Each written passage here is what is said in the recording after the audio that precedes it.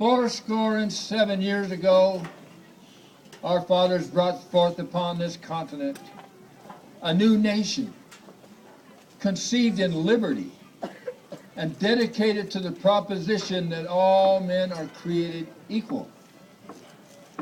Now, we are engaged in a great civil war, testing whether that nation or any nation so conceived and so dedicated can long endure.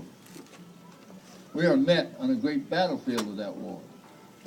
We have come to preserve a portion of that field as a final resting place for those who here gave their lives that that nation might live.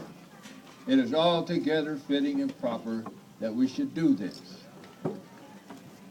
But in a larger sense, we cannot dedicate, we cannot consecrate, we cannot hallow this ground. The brave men, living and dead, who struggled here have consecrated it far above our poor power to add or detract. The world will little note nor long remember what we say here, but it can never forget what they did here. It is for us, the living rather, to be here dedicated to the unfinished work which they who fought here have thus far so nobly advanced. It is rather for us to be here dedicated to the great task remaining before us, that from these honored dead we take increased devotion to that cause for which they gave the last full measure of devotion. That we here highly resolve that these dead shall not have died in vain,